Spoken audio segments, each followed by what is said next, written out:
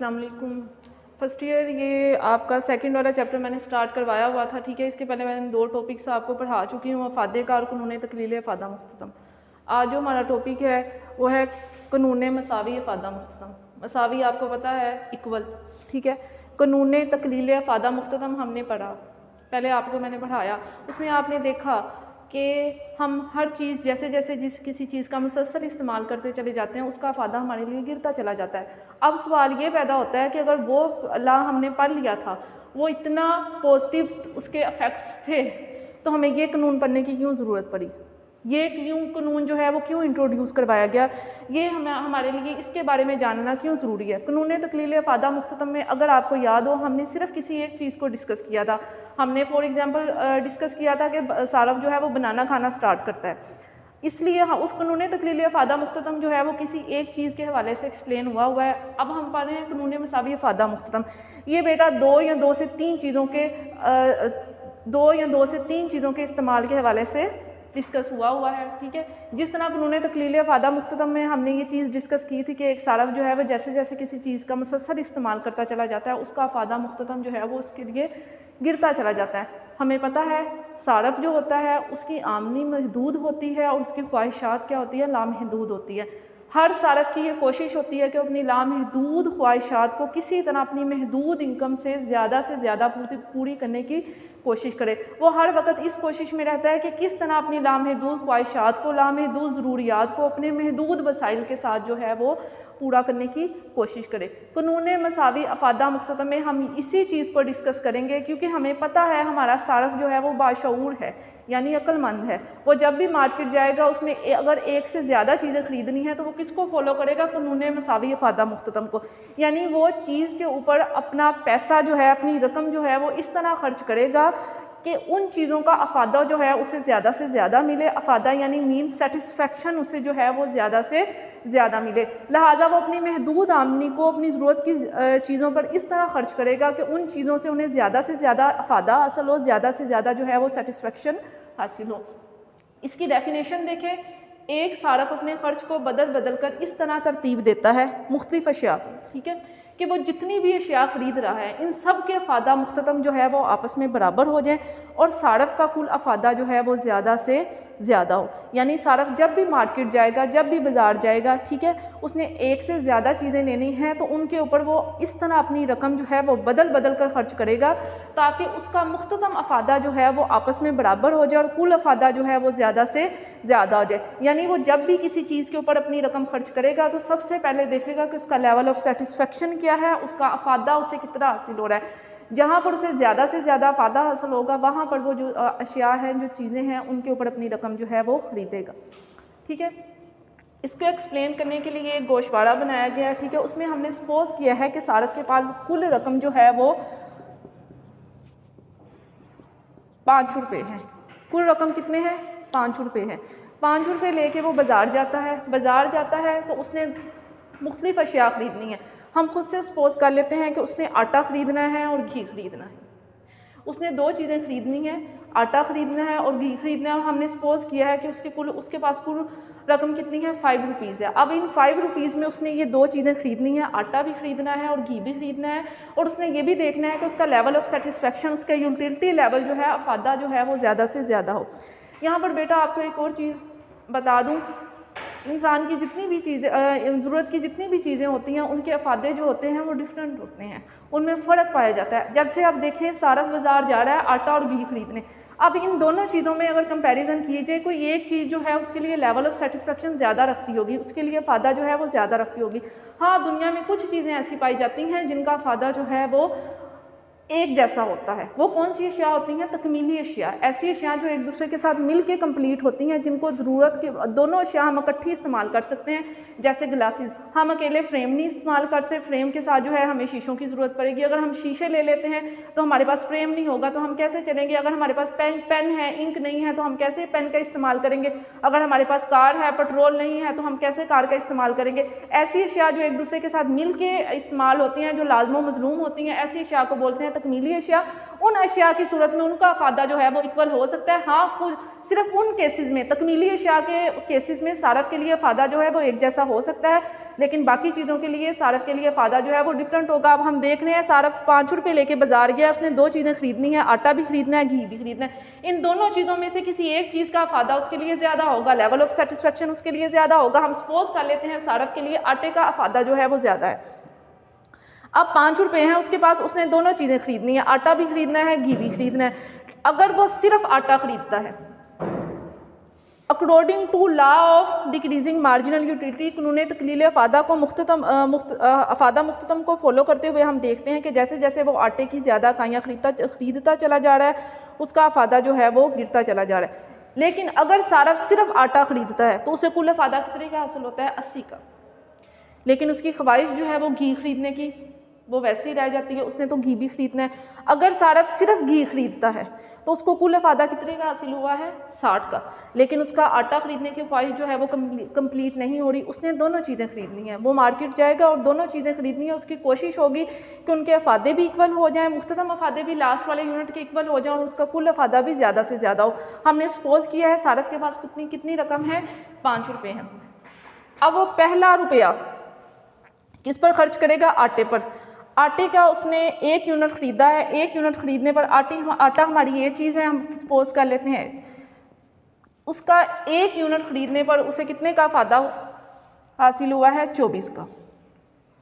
ठीक है। अब अपना सारफ दूसरा रुपया जो है वो खर्च करता है, वो किस पर दूसरा रुपया खर्च करता है? घी पर। घी पर दूसरा रुपया खर्च कर, घी जो है हमारी बी चीज़ है, इसके ऊपर दूसरा रुपया खर्च करने पर उसे कितने का फ़ायदा हुआ है? 20 का। 2 रुपये उसके खर्च हो गए। अब तीसरा रुपया उसने खर्च करना है, वो तीसरा रुपया किस पर खर्च करता है? आटे पर। उसका फ़ायदा कितना है? 20 है। अब अपना चौथा रुपया वो किसके ऊपर खर्च करेगा? घी के ऊपर। उसका फ़ायदा कितना है? 16 है। 4 रुपये उसके खर्च हो गए। अब उसका 1 रुपया बचा है।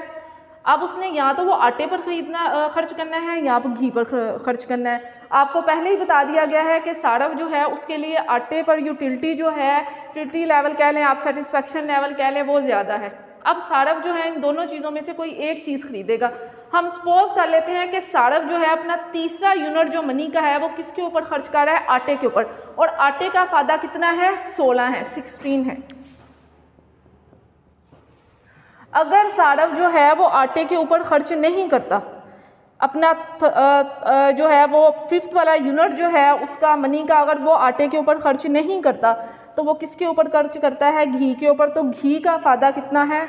12 जो है वो लेस देन है 16 से, उसे फ़ायदा कम मिल रहा है। हमारा सारफ जो है वो बाशऊर है, अक्लमंद है, ठीक है, इसलिए वो अपना 3rd यूनिट किसके ऊपर जो है, 5th यूनिट जो है वो किसके ऊपर खर्च करेगा? आटे के ऊपर खर्च करेगा। ठीक है। अब हम इनको टोटल कर लेते हैं कि इनका कुल फ़ायदा कितना है। आटे के ऊपर उसने अपने 3 रुपये खर्च किए हैं और 3 रुपये खर्च करके उसे कितने का फ़ायदा हासिल हुआ है? कुल फ़ायदा 60 का। बाकी 2 रुपीज़ जो उसके पास थे, 2 रुपये उसने वो किसके ऊपर खर्च किए हैं? उसने घी के ऊपर खर्च किए हैं और घी पर खर्च करने से उसे कुल फ़ायदा कितने का हासिल हुआ है? 36 का। ठीक है। अब अगर हम इनको 60 + 36 करें तो उसका कुल फ़ायदा जो है वो 96 बनता है। ये 96 जो है वो ग्रेटर देन 80 से है और ग्रेटर देन जो है वो 60 से है। यानी उसने अपने 5 रुपये खर्च भी कर लिए। ठीक है। कुल अफादा लास्ट वाले यूनिट का उनका अफादा मुख्ततम भी बराबर हो गया, ये वाली चीज़ देखें, और सारफ का कुल अफादा भी ज़्यादा से ज़्यादा हो गया। अगर वो सिर्फ आटे के ऊपर खर्च कर रहा था, उसकी घी लेने की ख्वाहिश पूरी नहीं हो रही थी, लेकिन कुल अफादा उसका सिर्फ 80 था। और अगर वो सिर्फ घी के ऊपर खर्च कर रहा था, आटा लेने की ख्वाहिश उसकी पूरी नहीं हो रही थी, तो उसका कुल फ़ायदा कितने का था? 60 का था। हमने ये कहा था कि सारफ अपने खर्च को अपने रकम को इस तरह मुख्तलिफ अशिया पर बदल कर खर्च करेगा कि उसका कुल फ़ायदा भी ज़्यादा से ज़्यादा हो जाएगा और मुख्ततम अफादा भी बराबर होगा। देखिए हमारी दोनों कंडीशंस पूरी हो रही हैं। कुल अफादा भी, उसने दोनों चीज़ें भी खरीद ली हैं, घी भी खरीद लिया है, आटा भी खरीद लिया, उसका कुल फ़ायदा भी ज़्यादा से ज़्यादा हो गया है।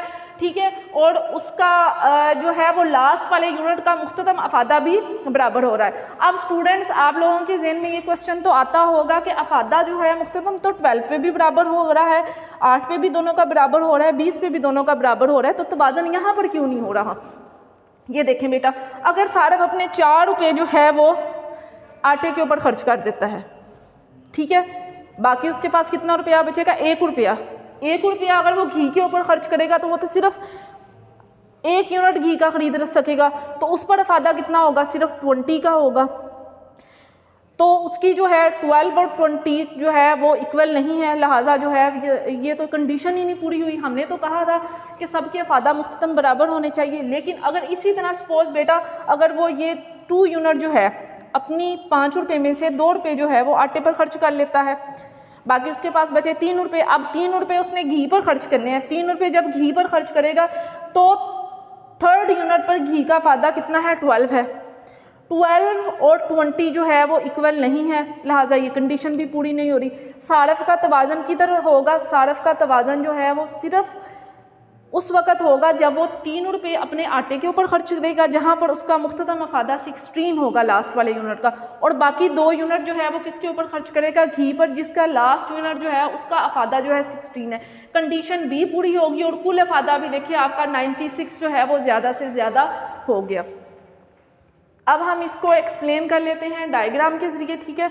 मैंने एक्स एक्सिस पे ली हैं ज़र की इकाइयाँ जो कि हमारे पास 5 हैं, हमने सपोज किया है हमारे पास 5 रुपये हैं।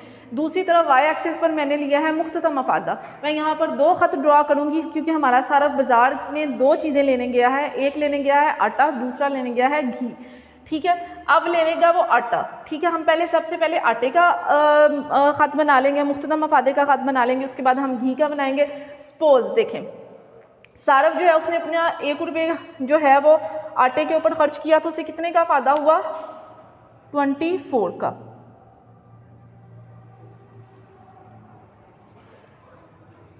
दूसरा यूनिट जब उसने आटे पर खर्च किया तो कितने का फ़ायदा हुआ, 20 का।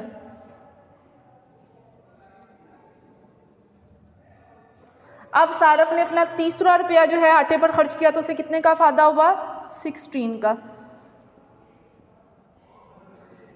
हमें पता है हम किसको फॉलो कर रहे हैं, कानून तकलील अफादा मुख्ततम को। जैसे जैसे सारफ किसी चीज़ की ज़्यादा मिकदार लेता चले जाएगा उसका अफादा जो है उसके लिए कम से कम होता चला जाएगा, ठीक है। चौथा यूनिट उसने किस पर खर्च किया है, आटे पर, उसे कितने का फ़ायदा हुआ, 12 का।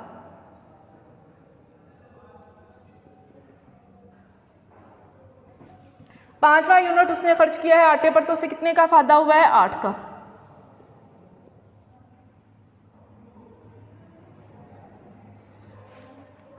बेटा इन पॉइंट्स को, ये जो हमें मिले हैं इनको हम ड्रा कर लेते हैं। इनको एक ख़त मिला है, इसको मिलाने से उस ख़त को नाम दिया है मैंने MUA का। MUA का मतलब है मुख्ततम अफादा। ए मीन पहली हमारी चीज़ का, हमारी ये चीज़ कौन सी है, आटा है, ठीक है। इसी तरह हम अब दूसरे का हम सपोज करते हैं कि सारफ अब घी खरीदना शुरू करता है। पहला यूनिट उसने घी पर खर्च किया तो उसे कितने का फ़ायदा हुआ है, 20 का। पहला यूनिट उसने घी का, अब ये वाली लाइंस मैं डार्क कर देती हूँ ताकि स्टूडेंट्स आपको समझ लग जाए, ठीक है। दूसरा यूनिट उसने खर्च किया है आटे पर तो उसे कितने का फ़ायदा हुआ है, 16 का।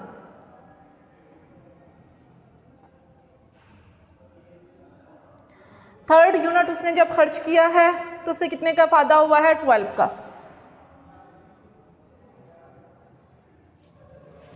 जब उसने चौथा यूनिट खर्च किया तो उसने कितने का फ़ायदा हुआ है, 8 का।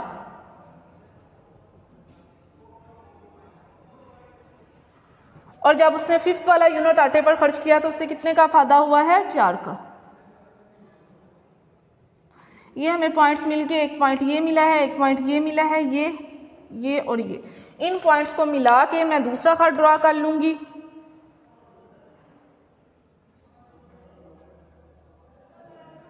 इसको मैं नाम दे देती हूँ MUB का। इसका मतलब है मुख्ततम अफादा B चीज़ का, ठीक है। हमें पता है हमारे सारफ के पास जो है ये दोनों हमने आटे का फ़ादा मुख्ततम का ख़त बना लिया है और घी के फ़ादा मुख्ततम का ख़त भी बना लिया। हमें पता है, मैंने आपको फर्स्ट में ही बता दिया था कि सारफ के लिए जो है वो आटा जो है उसमें सेटिस्फेक्शन ज़्यादा है, इसलिए आटे का अफादा जो है उसके लिए ज़्यादा होगा, इसलिए जिसका अफादा ज़्यादा होगा बेटा उसका ख़त भी ऊपर बनेगा। आटे का अफादा मुख्ततम ज़्यादा है इसलिए आटे का ख़त ऊपर बना है और घी का ख़त जो है वो नीचे चले गया है। अब हमें पता है सारफ का तवाज़ुन कहाँ पर हो रहा है। सारफ के पास 5 रुपये थे, उसने 2 चीज़ें ली हैं, घी लिया है, आटा लिया है, 3 यूनिट लिए हैं। उसने किसके लिए हैं 3 यूनिट? उसने आटे के, जिस पर उसका अफादा कितना था 16 था। उसने 3 यूनिट लिए हैं, ये देखें 3 यूनिट लिए हैं उसने, 3 यूनिट लिए हैं उसने आटे के और 2 यूनिट लिए हैं उसने घी के। 3 यूनिट लेने पर उसका फ़ायदा जो है वो 16 का है और 2 यूनिट लेने पर भी उसका फ़ायदा जो है घी का, जब उसने घी के 2 यूनिट लिए उसका कितना फ़ायदा है 16 का।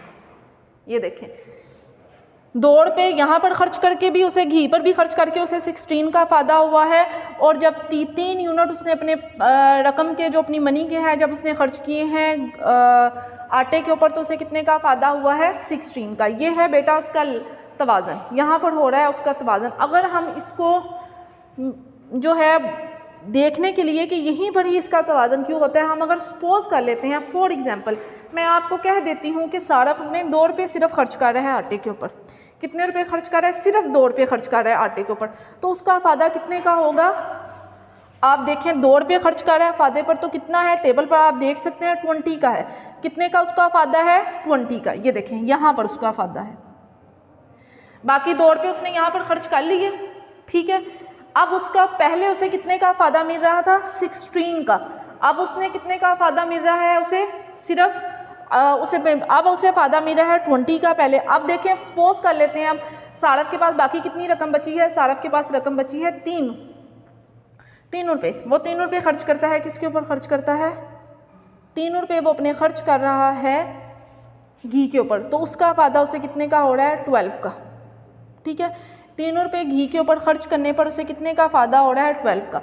उसने पहले 2 रुपये खर्च किए थे आटे के ऊपर, तो उसे कितने का फ़ायदा हुआ था? 16 का। ये देखें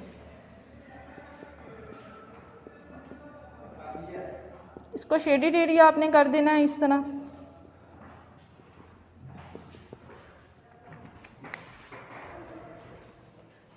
₹2 जो है उसने आटे के ऊपर खर्च किए तो उसे फ़ायदा कितने का हुआ है? 20 का, ठीक है। बाकी 3 रुपये उसने खर्च किए, ठीक है, बाकी 3 रुपये उसने खर्च किए हैं तो उसने घी पर कितने का फ़ायदा हुआ है? 12 का।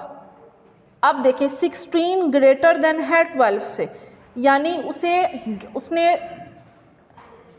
जब 3 रुपये जो है वो खर्च किए हैं घी के ऊपर तो उसे फ़ायदा कितने का हुआ है? 12 का। इसको यहाँ से इतना शेडेड एरिया आप कर लें, ये उसको लॉस हुआ है और लॉस उसको कितना हुआ था? 16 तक। इतने एरिया का उसे जो है वो लॉस हुआ है और उसने गेन कितना किया है?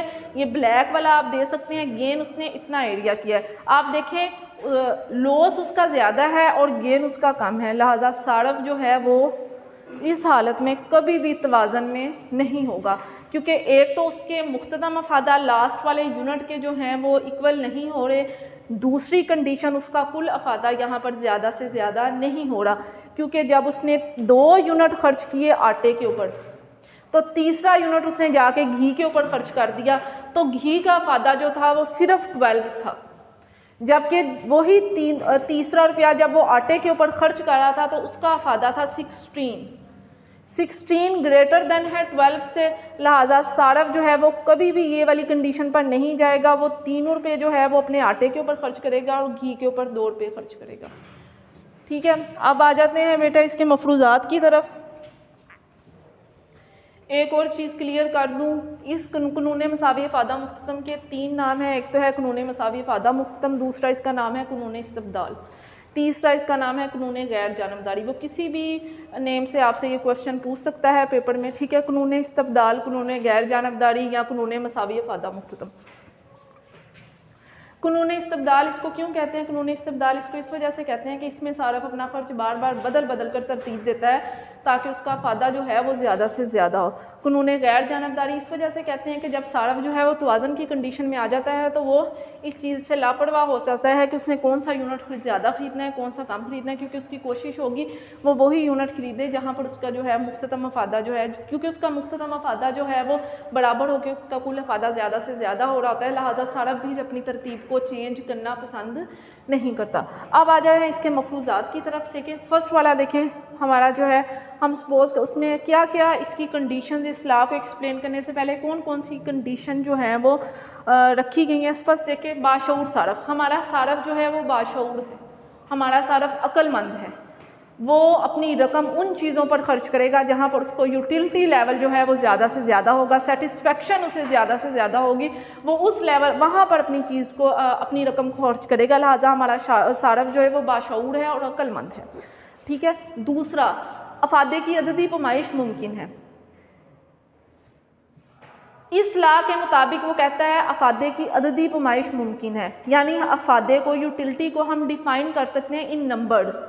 जैसे फॉर एग्जांपल मैं कहती हूँ आम खाने से मुझे 20 का फ़ायदा हासिल हुआ है, केला खाने से भी मुझे 20 का फ़ायदा हुआ है, यानी मैंने नंबर्स में बता दिया ना। असल में होता क्या है, अफादा जो होता है सारफ की ज़हनी कैफियत होती है, इसका ताल्लुक़ होता है सारफ की ज़हनी कैफियत के साथ कि हमें की चीज़ इस्तेमाल करने से कितनी सेटिस्फेक्शन हुई है। जो चीज़ हमें ज़्यादा पसंद होगी उसको इस्तेमाल करने से हमारा यूटिलिटी लेवल अफादा जो है वो ज़्यादा होगा, और जो चीज़ हमें कम कम पसंद है उस चीज़ को हम अगर ज़्यादा भी इस्तेमाल कर लेंगे तब भी हमारा अफादा जो है वो कम होगा। अब उसने कहा है अफादे की अददी पैमाइश मुमकिन है, यानी इंसान की ज़हनी कैफियत को हम जो है इन नंबर्स हमें डिफ़ाइन कर सकते हैं। वो कहता है अफादे की अददी पैमाइश मुमकिन है, यानी हम कह सकते हैं कि हमें एक आम खाने से 20 का फ़ायदा हुआ, दूसरा आम खाने से हमें 18 का फ़ायदा हुआ। ठीक है बेटा, क्लियर है। थर्ड वाले पॉइंट में आ जाएँ।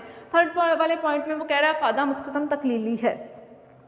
मैंने आपको शुरू से ही बता दिया था कि ये लॉ जो है वो किसकी उसमें इस लॉ को एक्सप्लेन करने में हमने किसकी हेल्प ली है, जिसमें हमने सपोज किया हुआ था अफादा मुख्ततम तकलीली है, यानी हम जैसे जैसे किसी चीज़ का इस्तेमाल बढ़ाते चले जाते हैं वैसे वैसे उसका अफादा मुख्ततम हमारे लिए गिरता चला जाता है। आप इस टेबल में देख सकते हैं, जैसे जैसे हमने अपने ज़र की इकाइयाँ आटे पर ख़रीदना शुरू की, जैसे जैसे हम आटे की ज़्यादा इकाइयाँ ख़रीदते चले जा रहे हैं उसका अफादा जो है हमारे लिए कम से कम होता चला जा रहा है।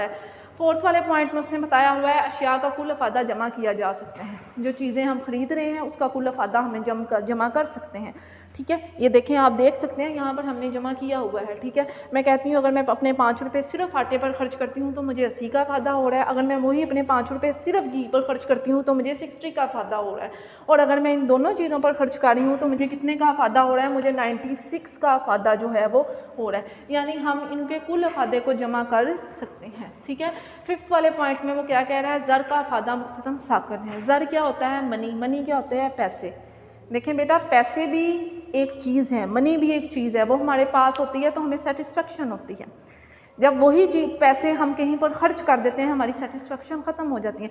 जैसे आप मार्केट गए, आपके पास अगर 5000 थे, आपने उनकी चीज़ें ख़रीद ली है, ठीक है, वो आपका लेवल ऑफ सेटिस्फेक्शन पहले 5000 था आपके पास, आपको जो था एक सेटिस्फेक्शन थी, वो सेटिस्फेक्शन 5000 रुपया खर्च करने पर आपकी वो सेटिस्फेक्शन ख़त्म होगी।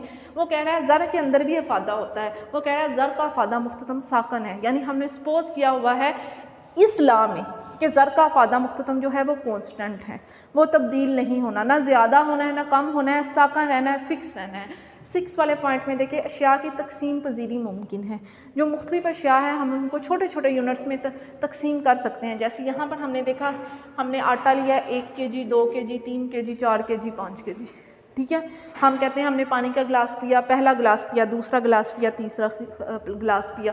हमने बनाना देखें, वो भी छोटे छोटे यूनिट में छोटे छोटे इकाइयों में तकसीम है। हमने पहला बनाना खाया, दूसरा खाया, तीसरा खाया, चौथा खाया। ठीक है बेटा, ये क्लियर होगी इसके मफरूज़ात, ये कंडीशंस हैं जिनकी रोशनी में, जिनकी लाइट में जो लॉ एक्सप्लेन हुआ है। अब आ जाए बेटा इसके हदूद की तरफ, लिमिटेशंस की तरफ। इस लॉ की क्या क्या लिमिटेशंस हैं, कहाँ कहाँ पर ये अप्लाई नहीं होता, इसमें कौन कौन सी खामियां जो है वो एक्सप्लेन की गई हैं। फर्स्ट देखें, अफादे की अददी पैमाइश मुमकिन नहीं है। प्रोफेसर मार्शल कहते हैं कि अफादे की अददी पैमाइश मुमकिन है, हम इंसान की जहनी कैफियत को इन नंबर्स डिफ़ाइन कर सकते हैं, लेकिन हिक्स वगैरह कहते हैं, हिक्स इकोनॉमिस्ट कहते हैं कि कैसे पॉसिबल है।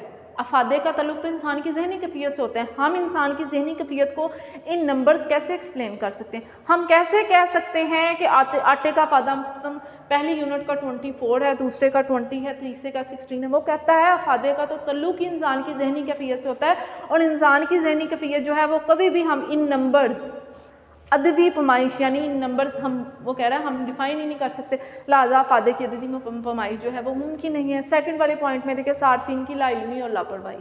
दूसरे वाले पॉइंट में वो बता रहा है कि बाज़ दफ़ा सारफ जो है वो ला इलम होता है, लापरवाह होता है, उसे इस बात का इलम ही नहीं होता कि वो जो चीज़ मार्केट से ले रहा है उसकी जो है उसमें उतना फ़ायदा है जितनी वो कीमत पे कर रहा है। बाज़ दफ़ा ऐसा होता है वो कीमत ज़्यादा पे कर देता है और उसमें फ़ायदा जो है वो कम होता है। थर्ड वाले पॉइंट में आपको बताया गया है अरसे वक़्त।